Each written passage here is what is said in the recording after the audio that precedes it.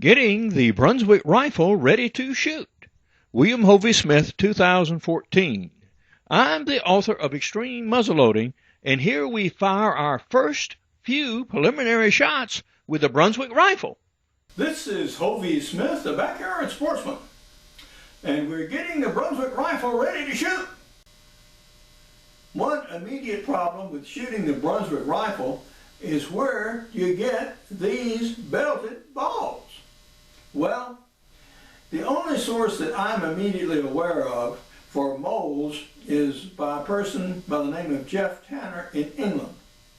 And this is a set of Jeff's moles. He makes them especially out of brass, and they're made to individually fit a particular barrel. So he asks that you make a lead slug by actually casting lead on the inside of the barrel and then sending him that so he can come up with the appropriate diameters. Because these guns were handmade, as I had mentioned several times, and they're highly individualistic on how they were rifled. Now you will recall, those of you who saw the last episode, that we had some problems with the nipple. In short, it would take a small cap, but we could not get any of our existing caps to fit. So we have taken a file and we have worked it down so that now you get a number 10 cap that will form a smooth friction fit on the nipple. You can easily put it on and take it off. Why didn't this gun use musket caps? Well, the story goes is that this gun was issued to NCOs who also carried pistols which used smaller size caps, and consequently they had rifles issued to them that used the same size caps, so they would not have to go to the trouble of trying to find and differentiate between two different sizes of caps in the heat of combat. Okay? Well, as I commonly use handguns too when I hunt as backup guns, yeah, I'll go with the smaller size caps as well. Now we have some accessories for the gun, but we had to do one other repair. And that is here. At the trigger guard, this gun's ramrod tube was drilled too deep that I could not get a front screw to seat. It had nothing but air beneath it. So consequently, I filled the ramrod channel with epoxy. And so I will sight a screw in there. And the reason that this screw is necessary is this is where the sling swivel fits. And if I don't have a screw on this brass trigger guard, it's just going to bend this trigger guard all out of shape and tear it off the gun the first time I put the sling on. So consequently, we did have to make that additional modification. Otherwise, yeah, the gun's in pretty good shape. I did the guy thing and of course cleaned the barrel and got it ready to go. So we're ready to load it up. Now, the Brunswick rifle shoots belted balls. And here is what they look like. From my last hunt with another gun, I have about a dozen balls left. So we have enough to do the initial shooting. Now, only round lead balls like this were recovered from the Royal Arsenal of Nepal. There were hundreds of pounds of these. Not one belted ball. Well, it is possible to shoot non-belted round 75 caliber balls through the Brunswick rifle. They will leave the bore, but that's about as much as they will do. I tried it on my older gun and I could not get it to pattern on a man-sized target at 20 yards. No.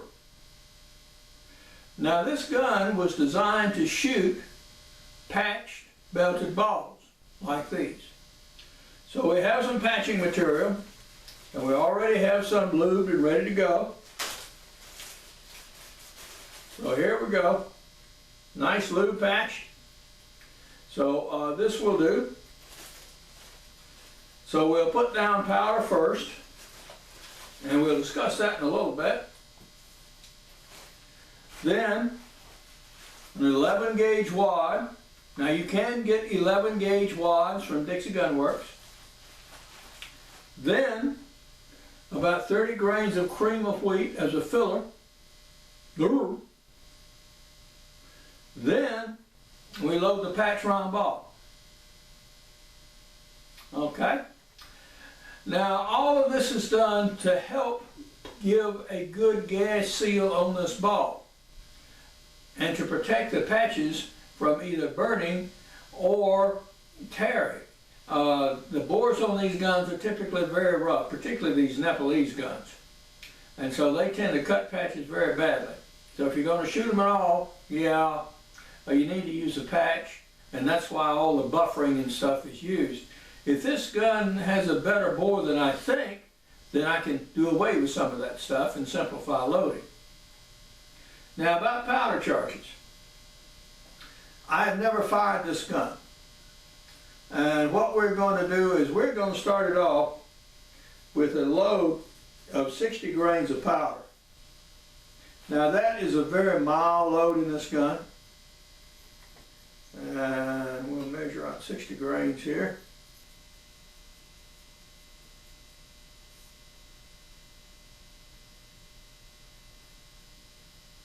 Okay. So that is 60 grains of black powder.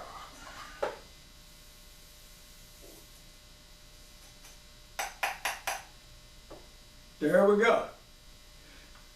After we shoot this charge, we'll actually disassemble the gun, and we will check with a 10 power hand lens around all the joins, meaning between the barrel and the breech. Make sure there's no gas escaped or any sign of it, and also around the nipple, and make sure that's still locking up solidly. Because where these guns fail are first, blowing out the nipples, secondly, the barrel breech, and thirdly, the barrels. Now it takes a fair amount to burst these barrels if the barrels are solid and non-flawed. But that is not known at this stage, and what the condition of this barrel is. So far as I can tell, externally and internally it's fine, otherwise I wouldn't shoot the gun at all, of course.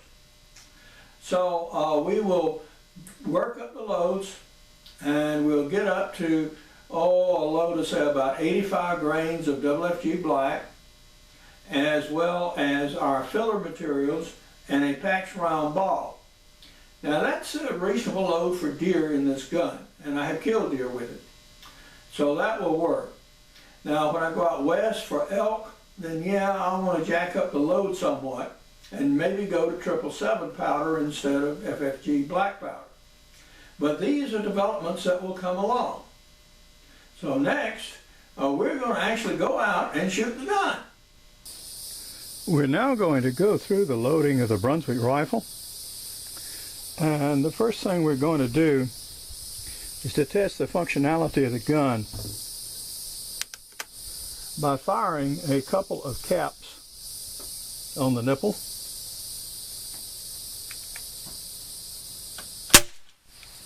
Okay.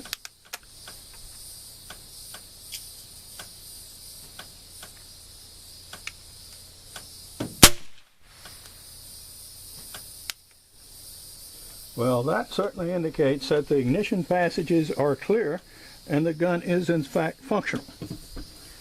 So there is the bore. Now you see the two grooves right here which are very prominent and help indexing the barrel. And we have two different powder charges here, 70 and 80 grains. I tried a 60 grain charge before, but that was really too little powder for this gun.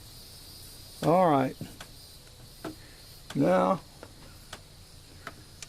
ram home the rod. Okay, we got the wad seated. Going to do our Mystic cream of wheat here.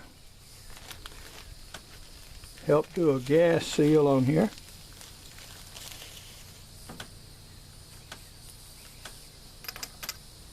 Okay. We have our patch cloth, which is a lubricated pillow ticking. We take our ball, we index it in the grooves, turn the sprue straight up. Okay, I'll seat it below the bore. There we go.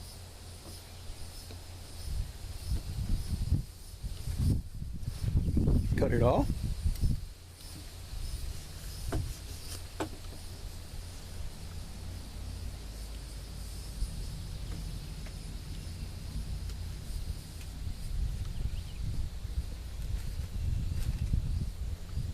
Ram it home.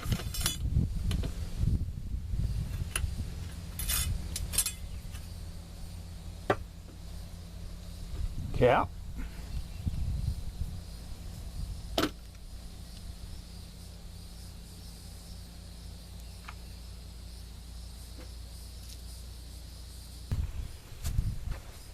Now this is shot number 3 with 80 grains of FFG.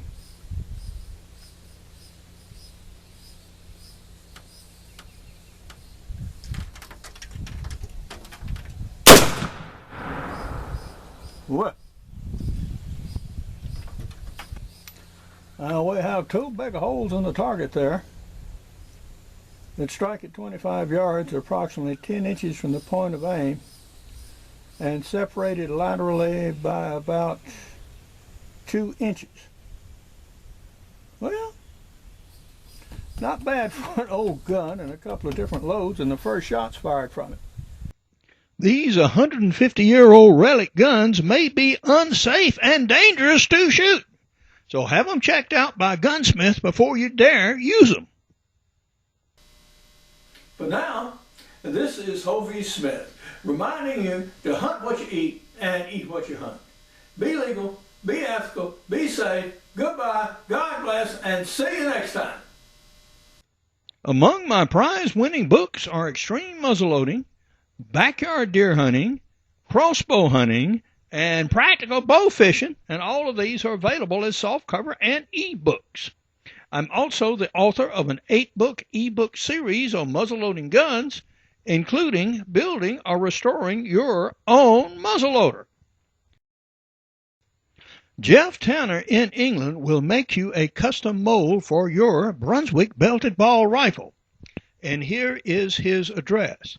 Now note that he uses the British spelling M-O-U-L-D-S